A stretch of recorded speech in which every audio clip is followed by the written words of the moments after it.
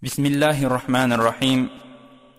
Elhamdülillahi hamdan hamda ve şükran lehu şükran şükra. Eşhedü en la ilahe illallah ve eşhedü enne Muhammeden abduhu ve rasuluhu. Amma ba'd.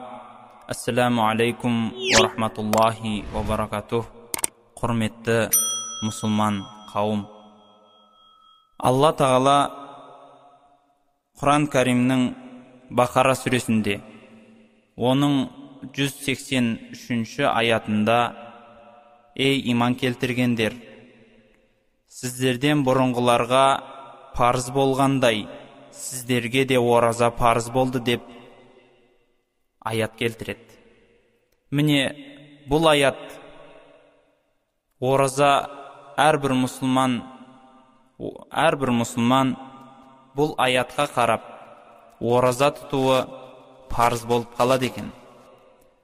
Оразаның тарихына зер салатын болсақ, ораза пайғамбарымыз саллаллаху алейхи ва саллям Меккеден Мәдинаға хижрат қылып қоныс аударғаннан кейін 2 жылдан кейін, тарихшылардың дәлірек айтқанында 18 айдан кейін парыз болыпты дейді. Содан бері пайғамбарымыз саллаллаху алейхи ва саллям өмірінде бар жоғы 9 ораза тұтады. 9 оразаның 5-еуін 29 күннен, қалған 4-еуін 30 күннен тұтады. Және бұл әңгімемізде біз оразаның маңызы, оның ішкі жан дүниесі туралы және оразаның біраз үкімдері жайында тоқталып өтуді жөн көрдік. Ораза исламдағы үлкен 5 парыздардың бірі. Пайғамбарымыз саллаллаху алейхи ва саллям айтады: Алла Тағала әрбір іске сауап жазады, және әрбір іске сол сауапты жазушы болған періштелерге бұйырып отырады. Алайда оразаның сауабын жазбай-ақ ораза тұтты деп маған қойыңдар деген екен. Өйткені ораза өзіндік бір маңызды, көп бір тәрбиелік жайттарды өз ішіне қамтиды екен. Көз алдыңызға келтіріңізші. Қиямет күні Алла Тағала бұйырғандай бір періште қолына, енді бұл мысал ғой, енді бір калькулятор алып, бір қолына қағаздарға әркімнің тізімдерін жазып, тізім бойынша шақыртып жатса, және арқасында бір үлкен қойма тола сауап болса, сол сауапты әр адамның жазғаны үлестіреді делік. Бір адамды шақырып алып келеді. Не істедіңіз? Ораза тұттыңыз. Оразаңызды былай қоя тұрыңыз.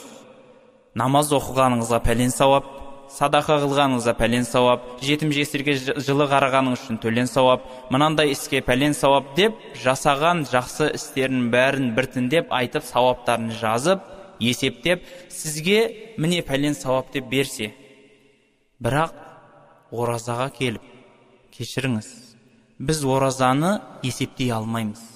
Мұны Алла Тағала менен тікелей сөйлесіңіз десе, қандай болар еді? Бұл әншейін ғана мысал. Ораза осынша үлкен сауапқа қалады.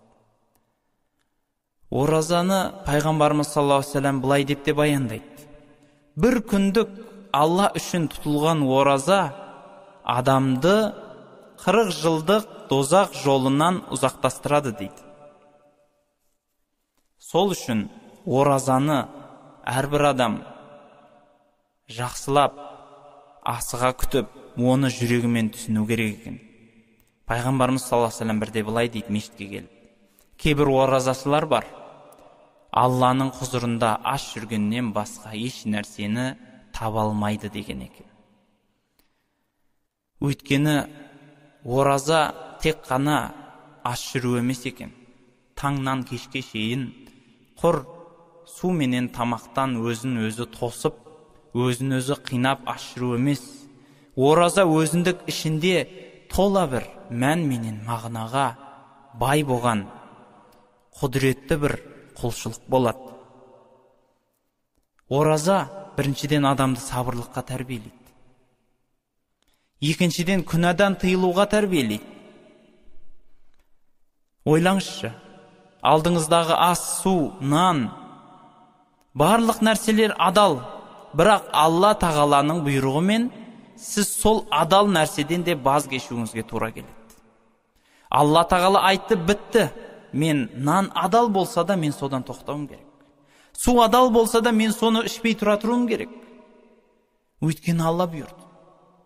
Ал енді ойлаңызшы, сіз күндізден кешке дейін адал болған нәрседен өзіңізді тоқтатсаңыз, бірақ күнәдан өзіңізді тоқтатпасаңыз, бұл қалай болғаны? Алланың адал қылған нәрсесінен тоқтап, арам қылған нәрсесінен тоқтамау, бұл оразаның мағынасына мүлде сай келмейді. Сол үшін пайғамбарымыз айтқан, көп адамдар Алланың құзырында тек аш жүргеннен басқа еш нәрсені таба алмайды дейді. Өйткені біреуді ғайбаттайды, біреудің арқасынан жаман сөйлейді, біреуге жалған сөйлейді, өзінің баяғы істеп жүрген күнәларынан бәрібір тыйылмайды. Бұл оразаның мәнін бұзып, оны түсінбеген адамның ісі. Ораза сабырлыққа баулайды дедім.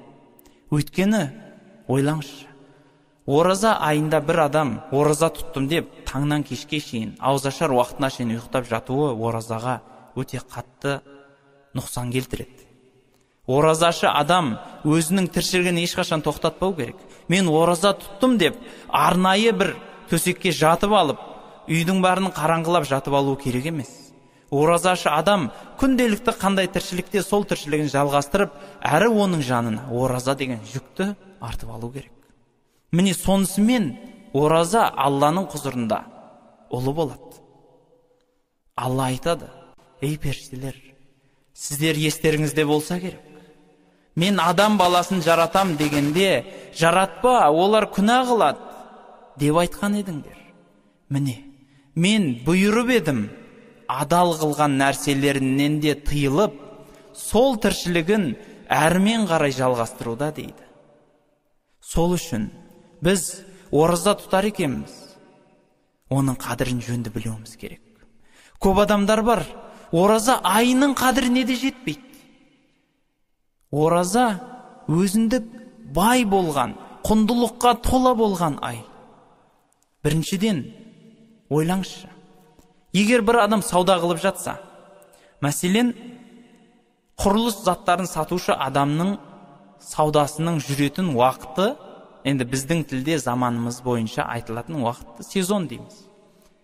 Ол кісінің уақыты сауданың қызған уақыты, жаз ай, өйткені барлық құрылыс қылады. Қыстық киім-кешек сататын, қалың киім-кешек сататын адамның уақыты күн суыған уақыт. Осы уақытта әлгі адам барынша ұмтылып, заттарын бәрін жақсылап алып келіп, өткізіп қалуды әрекетін қылады.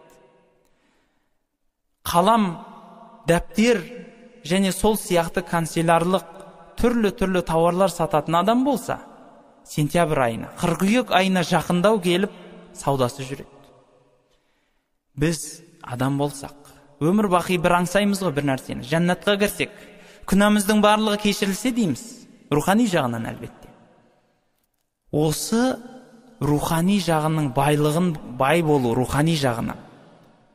Және бүкіл күнәнің кешірілуі міне осы ай, сезон айы болады.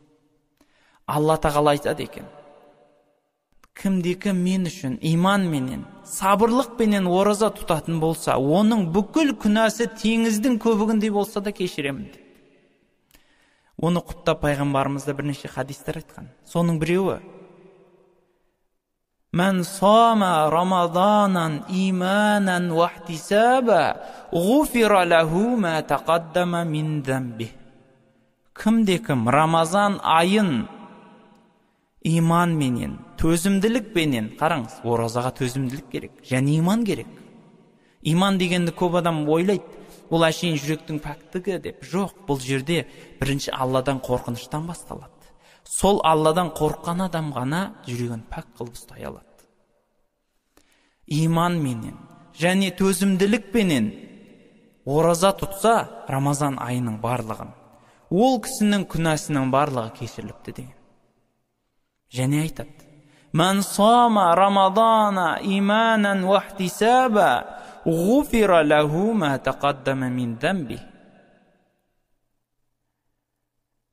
Яғни кімде-кім Рамазан айында тарафы намазын 20 ракағат болады. Сол үшін пайғамбарымыз айтады: иман менен және сабырлық пенен дейді 20 ракағат намаз оқу ауыр болады. Сол 20 ракағатты оқып үзбейтін болса, ол адамның бүкіл күнәсі кешіріліпті дейді. Қараңызшы, сіз көз алдыңызға келтіріңізші, бір адам уақыты кеп тұрған нәрсені істей алмаса, сіз оны не дейсіз? Ашық ауыз дейсіз бе? Мәселен, біздің күніге теледидардан тамашалайтын, көпшіліктің қызыға көретін теңбіл добын алайық, футбол. Бір адам тура қақпашыны алдап өтіп, бос қақпаға доппенен жүгіріп келіп, оралмай қисық тепсе, не дейсіз әлгі адамға? Ой, дейсіз ғой. Бос тұрған үлкен 3 метрлік, 4 метрлік қақпаға бір кішкентай допты теуіп кіргізе алмаған не деген ашық ауыз дейсіз ғой? Сол сияқты егерде кімде-кім осы ораза айының қадірін білмей, оразада ораза тұта алмастан өзінің бүкіл күнәсін қайтадан келесі жылға шейін арқалап кетсе, нағыз ашық ауыз сол болған. Осы ораза айы бүкіл күнәңізден тазарып қалатын ай. Ораза айы Құран айы екен. Құран түскен ораза айында. Сол үшін тағы да бір нәрсе бар. Ол біздің Құранның мағынасынан, Құранды түсінуден алшақтап кеткендігіміз. Құранды бізде қазір өлікке оқимыз. Құран оқы деген сөз, ол өлікке оқу деген сөз. Бір арнайы бір нәрсеге оқиды, бірақ бәрібір өлікке оқылады. Қызықшылыққа оқылса да өлікке бағышталады, сонымен бітті деп ойлаймыз. Құранның түпкі мақсаты жойылып бара жатыр. Құран-ы Каримде айтады: "Афала ятадаббарунал Qur'ана ам фи қулубихим ақфалуха." Ол адамдар қызық екен. Құранды ойлап, оған пікір жүгіртпей ме, әлде олардың жүрегінде құлып бар ма дейді. Жүрегінде құлып бар адам, пайғамбарымыздың түсіндіру бойынша, ақ пенен қараны, адал менен арамды, жақсылық пен жамандықты ажыратамайтын қап-қара болған қара жүрек адам екен. Тек сол адам ғана Құранның қадірін білмейді дейді. Біз, Құдай сақтасын, осындай халге бара жатырмыз. Пайғамбарымыз тағы да бірде айтып кетеді: қияметке жақын бір қауым болады. Олар Құран оқиды, бірақ оқыған Құраны олардың көмейінен ары қарай шықпайды дейді. Яғни жүрегінен шықпайды, құр көмейінен шығады да кете береді. Тамағынан ары қарай өтеді, болды. Жүрекке жетпейді. Бұл деген сөз, Құранды түсінбестен, әншейін оқып, оны өліктерге бағыштай салу. Құранды рас оқу сауап болады. Біз сол Құранды оқығанның сауабын ғана өліктерге және тірілерге де бағыштасақ болады. Ал бірақ Құранның мағынасын Алла тағала тек өлген адамдарға оқу үшін емес, бәлки осы біздің өмірлік тіршілігімізге пайдалану үшін жіберілген. Көп адамдар Әлхамды деген сүрені біледі, Фатиха сүресін. Құл хуалла деген Ықылас сүресін біледі. 4 ауыз болса да Құран білеміз ғой деп жүрген жерінде оқып жүреді.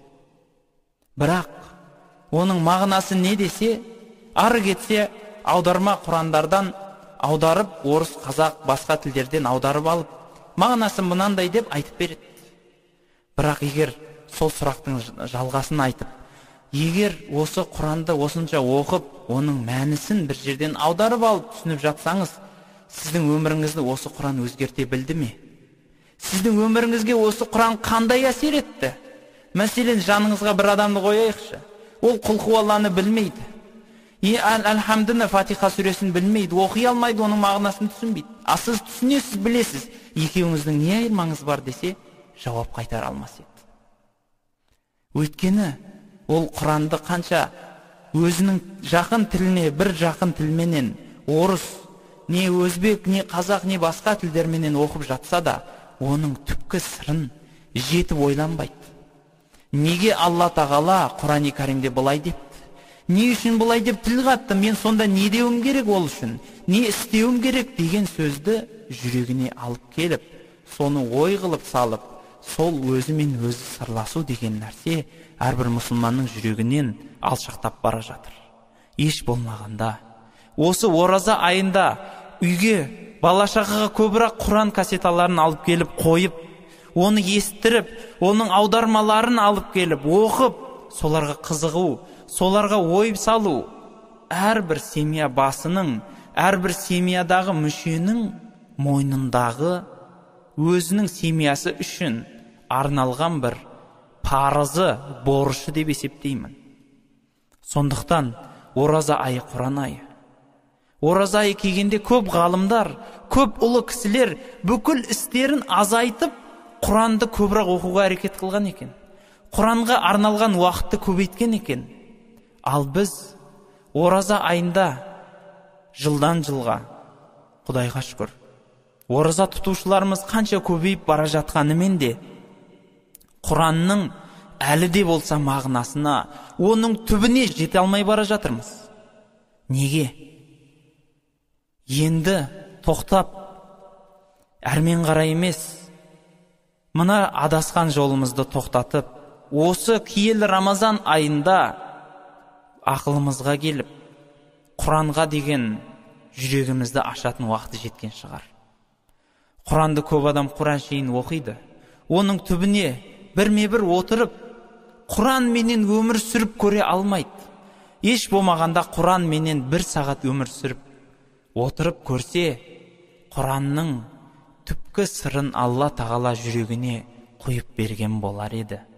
Оған Алла тағала айтады: кім біздің жолымызда әрекет қылып жүгірсе, біз оны өзіміздің жолдарымызға бастап тура жолға салып қоямыз дейді. Сол үшін Құранды осы Рамазан айында әлде қайда басқа айлардан көрі көбірек оқып, көбірек аудармасын оқуымыз қажет болады. Еш болмағанда жылына 1 рет Құранның мағынасын оқып, оны түсінуге әрекет қылсақ, әрбір мұсылманның Алланың алдында болған бір борышы өтеліп қалар ау деп ойлар едім. Ораза айы осындай маңызға толы ай. Ораза айы бүкіл күнәдан тоқтатылатын ай. Ғайбат сөздер, өсек өтірік, көре алмаушылық, тәкаппарлық, халықтың арасындағы осы сықылды, басқа да кеселдіктердің, дерттердің, жүрек дерттерінің барлығын алып тастап, еш болмағанда 1 айға сол аурулардан айығатын бұл салауаттылық, жүректің тазалық айы. Бір адам бүкіл ораза бойы аузындағы боғауыз балағат сөздерін тоқтатып, жамандау сөздерін 1 ай бойы тоқтатса, сол айдың әсері оған басқа айларда да әсер етеді. Бірнеше айға тоқтар еді. Жылына еш болмағанда басқа адамдарға зияны азырақ келетін болар еді. Пайғамбарымыз айтады: мұсылман деген өзгелерге тіліменен және қол аяғы басқа жерлеріменен зияны жетпеген адам деген екен. Нағыз мұсылман сол адам болады. Міне ораза айы адамды осы нәрсеге тәрбиелейді. Өйткені пайғамбарымыз айтады: оразада ешқандай ұятсыздық, арсыздық және осы сықылды адамның жүректің тазалық, қасиет, құндылықтарын жоқ қылатын барлық нәрселерді бітіретін ай екен. Сондықтан ораза айы осынсыз өтуі керек екен. Пайғамбарымыз тағы да айтады: ораза айында пасықтық, залымдық деген нәрселер жоқ. Егер сізге бір адам жанжалдасып, айғайлап жатса, мен оразамын деп оған жауап қайтыңыз дейді. Яғни мен оразамын. Маған жанжалдасып, бір адамның көкірегіне қаяу салып, жүрегіне реніш салып, ренжітуіме болмайды. Мен оразашымын. Маған балағат сөздер айтып, қалай болса солай жүруіме болмайды. Мен бүкіл адамдық қасиетті сіңдірген нағыз мұсылманмын. Мен оразашымын деп айтып жүріңіз деген екен. Қараңызшы. Ораза айының пайдасы бұл әншейін бір жағынан адамзатқа деген пайдасы ғана. Ораза бұл сіздің ақырет қалтаңыздың, ақырет дорбаңыздың ең үлкен ғанибет, олжа білетін сауап істердің бірі. Оразаның қадірін білгендеріңде еді дейді пайғамбарымыз.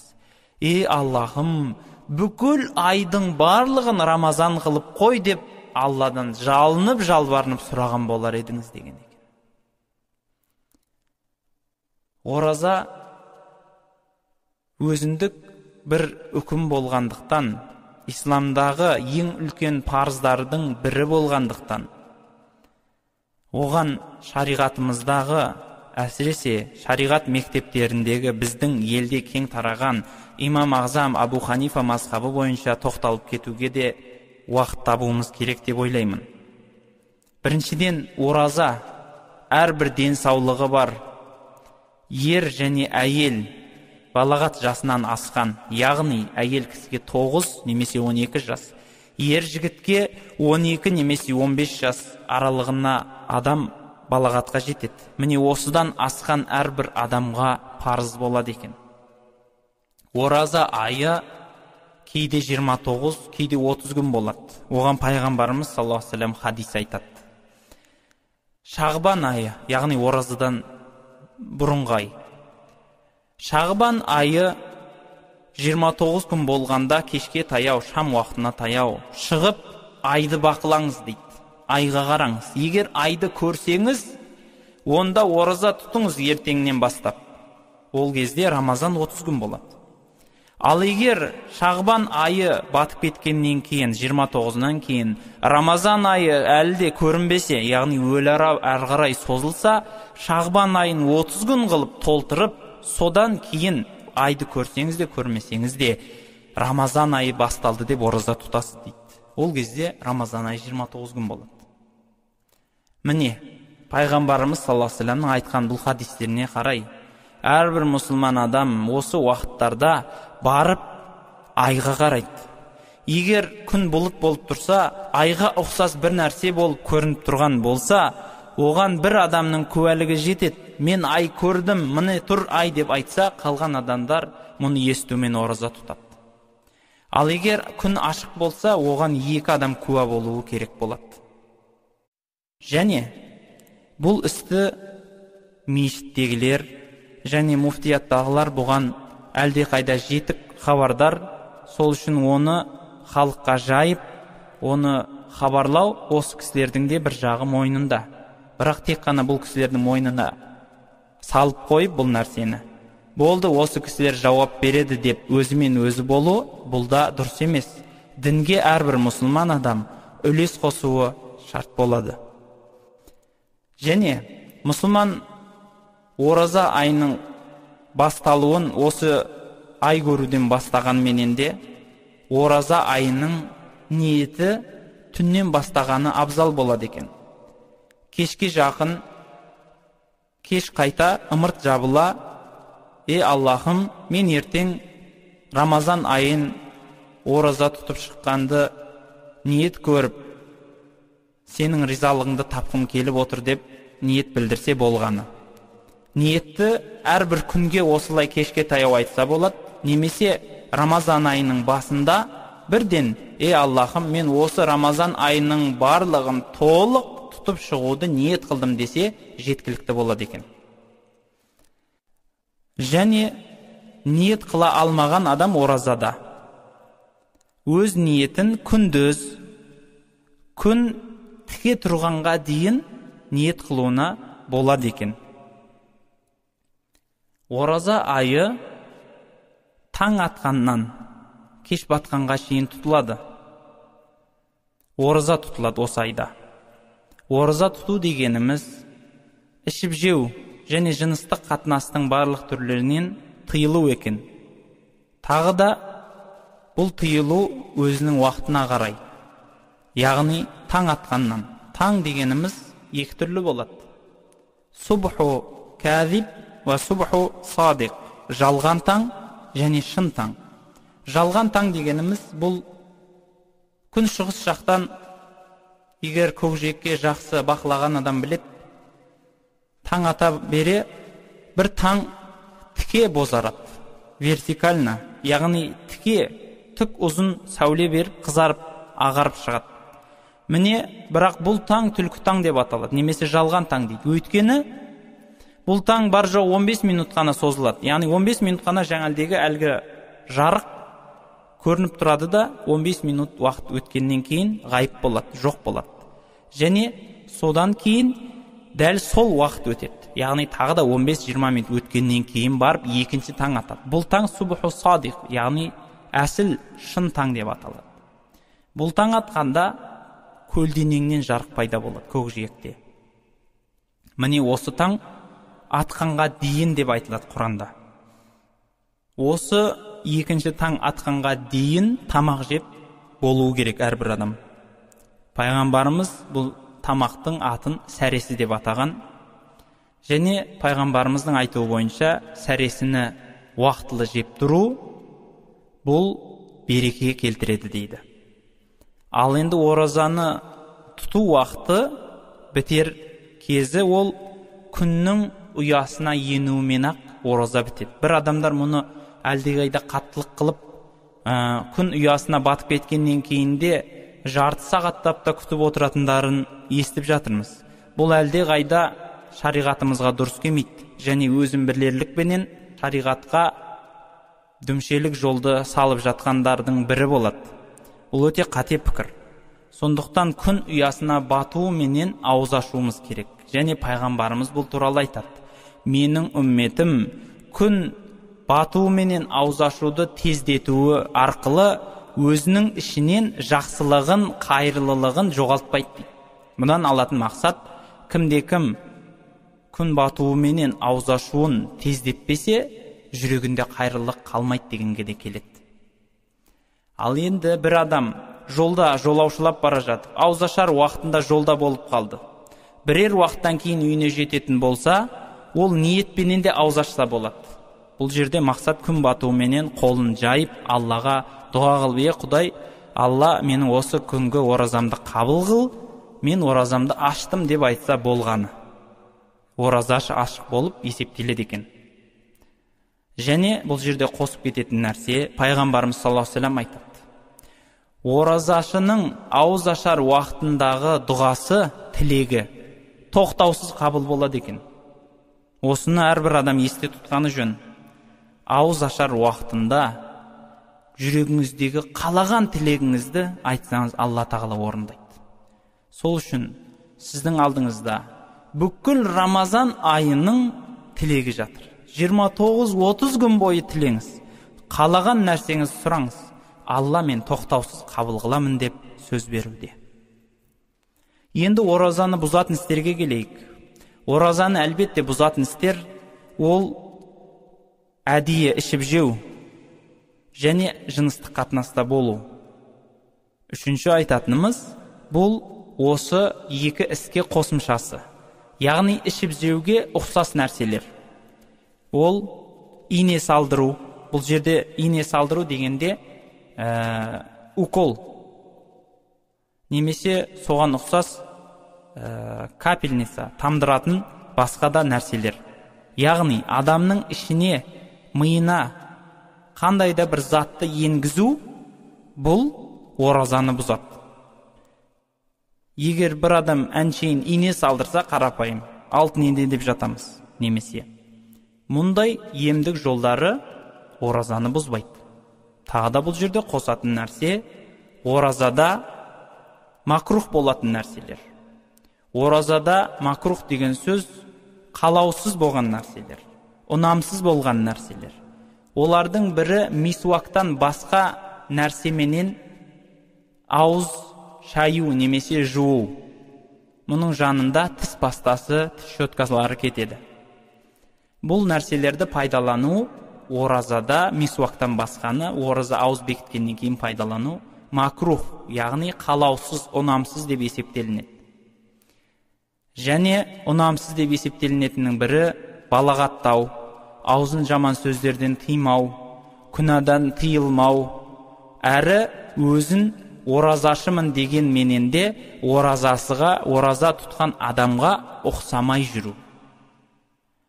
Міне осы нәрселер оразада ұнамсыз деп есептелінеді. Оразада бұзбайды оразаны. Дұрыс деп есептелетін нәрселер бұл денесін майлау, өзінің түкірігін толтырмастан қарапайым жұту, ауыз толтырмастан құсу, ұйықтау, амандасу және басқа тіршіліктер оразада дұрыс болып есептелінеді. Әрі кішкентай баланың бетінен сүюге және басқа өзінің ағайын туыстарының жанында бетінен сүюге де болады. Тек әйел кісілер, ер кісі әйел кісіні сүйген кездерінде бұл кезде абайлау керек. Егер бір адам осы жайтты, осы істі сенімсіздікпен істейтін болса, ол кісінің ісі макрух болады. Ал егер сол істеу барысында жалғасы кетсе, онда ол кісінің оразасы да бұзылып жатады.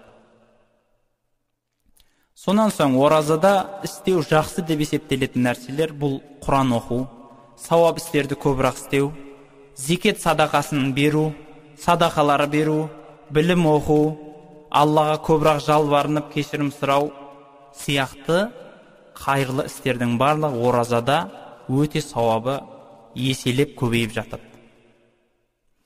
Енді оразаның кейбір жайттарына тоқталсақ, бір адам ораза тұта алмаса, денсаулығы барысынан, не жол сапардың ауырлығы барысынан тұта алмаса, ол кісі сапарынан оралуымен, денсаулығының жақсаруымен ораза тұтып береді. Күнге күн тұтады.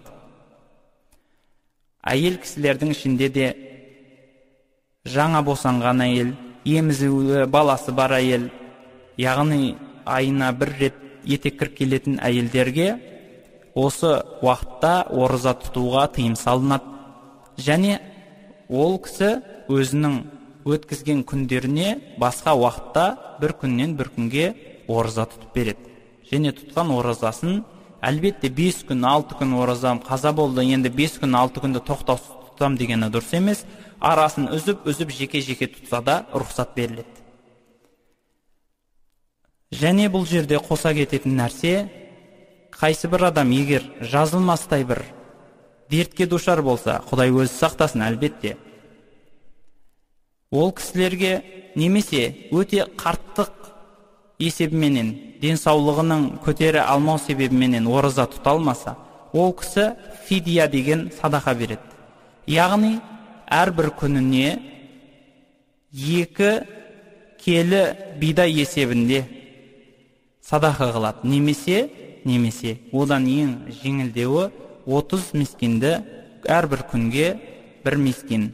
Бір кітаптарда айтылу бойынша әрбір күнге 2 мискин, яғни 2 бейшара адамды тағамдандырады. Міне осы арқылы өзінің мойнындағы оразасынан Алла тағаланың алдында пәк болып шығады. Енді оразаға тағы бір қосатын нәрсе пітір садақасы. Пітір садақасы араб тілінен фитр дегеннен алынған, оның мақсаты тазалық, пәктік дегенге келеді. Әрбір зекет парыз болған адамның пітір садақасын беруі уәжіп болады. Қалған адамдарға мұстахап болады. Сондықтан әрбір жағдайы келген адам пітір садақасын бермей кетсе күнәһар болады. Және жағдайы нашарлау болса да беріп жатса, сауаптың ең ұлығын іліп кеткен болады екен. Пітір садақасы берілу мөлшері ол 2 келі бидай есебінде болып есептелінеді. Және бұл жерде айта кететін нәрсе, пітір садақасының берілген ең сауапты уақыты намаз уақытына, айт намаз уақытына сәл бұрын ғана кіре берісте беріп кеткені. Және ораза айының басқа уақыттарында беріп кетуі арқылы да өзінің мойнындағы пітір садақасын өтейді.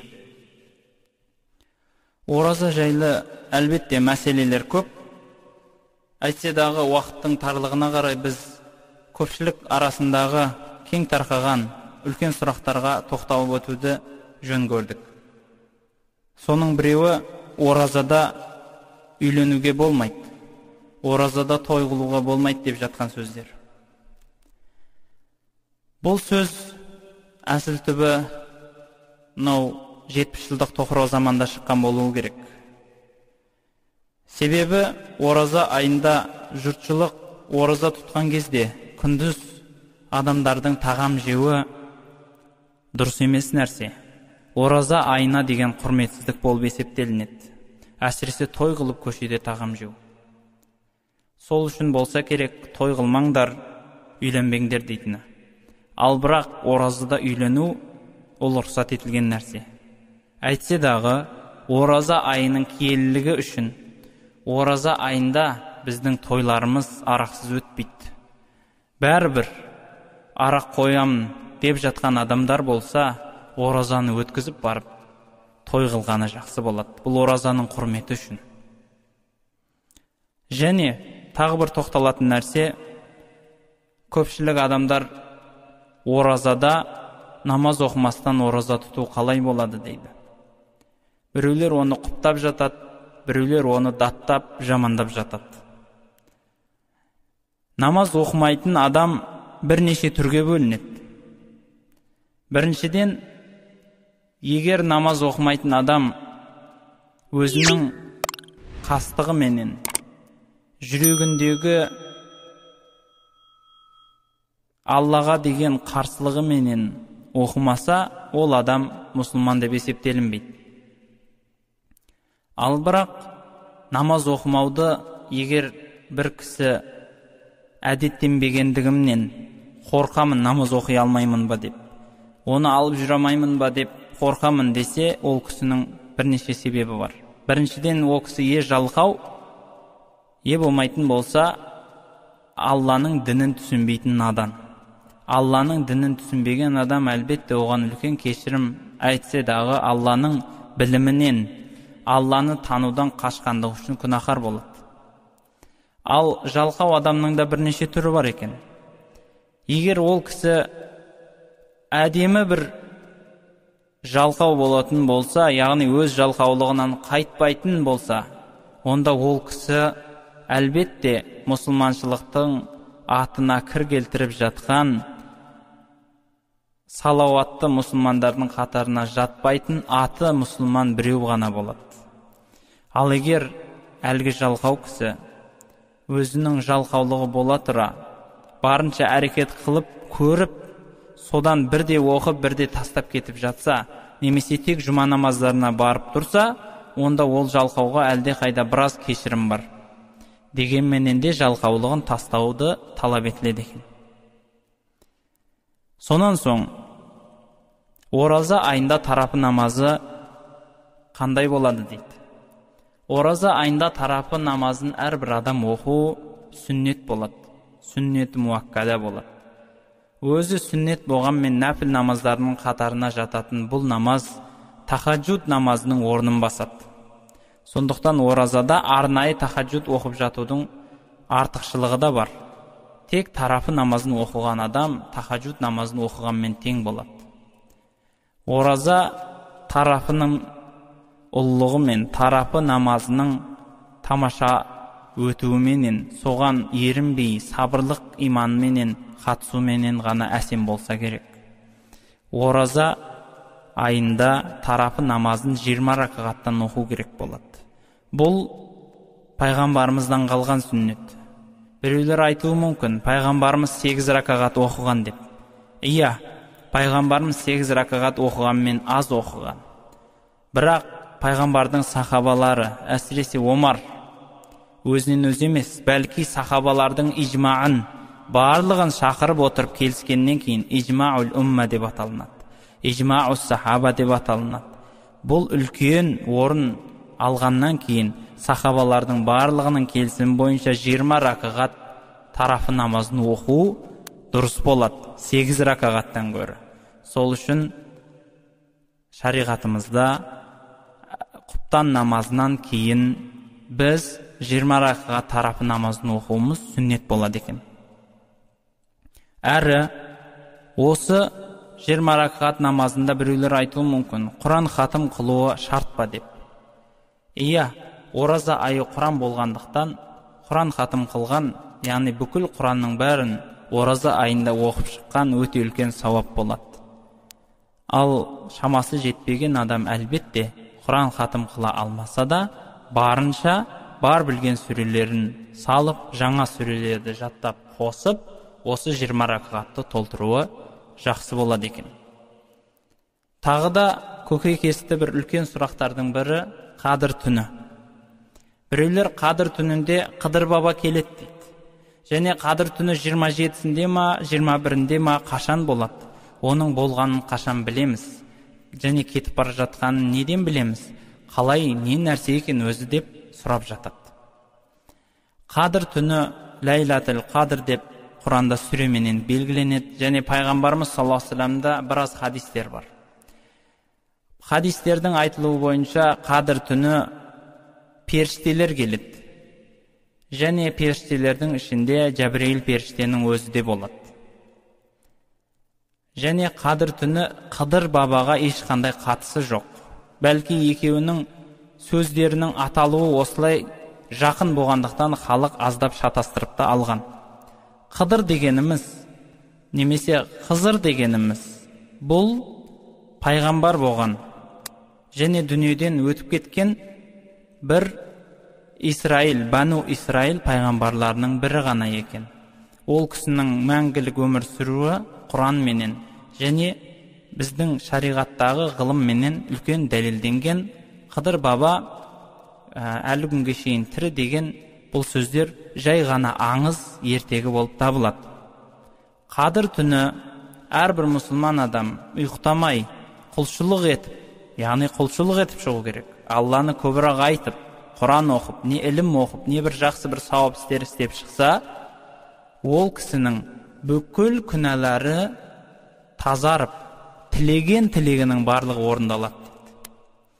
Қадір түні Рамазан айының ішінде жасырынған түн. Ғалымдардың есептеулері бойынша 1-21, 1-27-ге шейін есептеп келген. Өйткені пайғамбарымыз сол нәрселерге жақын айтқан. Бір хадистерінде пайғамбарымыз айтады: мен есімде жоқ, бірақ сол күні Құран түскен дейді. Сол күнді ғалымдар есептей келе 21-ші түн, 20-сынан 21-не қараған түн, немесе 26-сынан 27-сіне қараған түн деп есептеп шешті. Әйтсе дағы бұл әншейін ғана теория. Дәл тауып айту мүмкін емес. Дәл тауып білмегендіктен соңғы Рамазанның 10 күндігінің барлық тақ түндерінің барлығына Ләйләтул Қадыр деп аталып, сол түндерді ұйықтамай шыққан абзал болады екен. Ләйләтул Қадыр ол қадір деген мағынадан алынған, яғни өлшем, мөлшер деген сөзге дәл келеді. Мұның мағынасына алатын болсақ, осы кезде арнайы белгіленген түн болып, бүкіл адамдардың күнәсі кешіріліп, ұлы сауапқа қалып, бүкіл тілегінің барлығы орындалатын болғандығы үшін. Және Құранда айтылуы бойынша бір түннің сауабы 1000 айдың құлшылығынан абзал деп айтып жатады екен. Және сондықтан осы түнді қолдан шығарып алмай, барынша бір түн бойы құлшылық ету әрбір мұсылманның аңсаған арманы болуы керек деп ойлаймын. Және ораза мәселелеріне тағы бір қоса кететін нәрсе, бұл этикаф деген нәрсе. Араб тілінде иътикаф деп аталынады. Яғни өз-өзін мешітте ұстап отыру. Пайғамбарымыз саллаллаху алейхи вассалам 9 ораза тұтты дедік. Сол 9 оразаның барлығының соңғы 10 күндігінде өзін мешіттен шығармай, мешіттің ішінде құлшылық етіп, ұйықтап, тіршілік етіп сол жерде өмір сүрген. Және ақырғы ең соңғы жылы ол кісі 20 күн мешітте қалып отырған. Этикаф дегеніміз Алланың ризалығы қалап, Алланың үйіне барып, мешітке барып, сол жерде бір күн, бір түн ораза арқылы ибадатпенен дүние сөзін дүние тіршілігін азайтып отыру екен. Мешіттің ішінде тамақ жеуге, ұйықтауға, тіпті тауарын алып келместен сауда саттық жасап келісім шартқа отыруына және өзінің дүниелік тіршіліктерінің маңыздыларын орындауға рұқсат етіледі. Және мешіттен шығуға тек қана өзінің шұғыл бір қажетін өтеу үшін ғана шығылады. Солардың бірі жұма намазы және әжетхананың сыртта, моншаның сыртта болуынан. Әрбір мұсылман адам егер пайғамбардың өшіп бара жатқан сүннетін жандандырса, сол сүннетті жаңадан алып келген адамның сауабын алады дейді.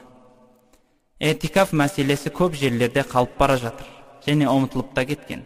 Осы ұмытылып кеткен сүннетті жаңарту әрбір мұсылманның мойнындағы бір борышы деп есептеймін.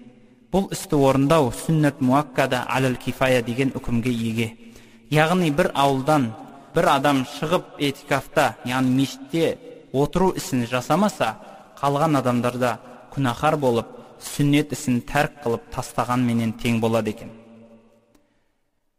Алла тағала ораза айларынан ораза айларына жеткізе берсін. Және соңғы айта кететін нәрсеміз, әрбір мұсылман адам ораза айының қадірін біліп, оны өзіндік орнына қойып, жүрегінен ұлы бір орын беріп, жүрегінің төрін ұсынуы қажет болады. Субханак Аллахумма ва бихамдик, ашхаду ан ла илаха илля ант, астағфирук ва атубу илайк. اللهم أقسم لنا من خشيتك ما تحول به بيننا وبين معصيتك ومن طاعتك ما تبلغنا جنتك ومن اليقين ما تهون به علينا مصائب الدنيا ومتعنا اللهم بأسماعنا وأبصارنا وقواتنا أبدا ما أحييتنا واجعل الوارث منا اللهم لا تجعل الدنيا أكبر همنا ولا مبلغ علمنا ولا تسلط علينا من لا يرحمنا اللهم أصلح لنا ديننا التي هي عصمة أمرنا وأصلح لنا دنيانا التي فيها معاشنا وأصلح لنا آخرتنا التي إليها معادنا وصلى الله على محمد وآله وصحبه أجمعين برحمتك يا رحمن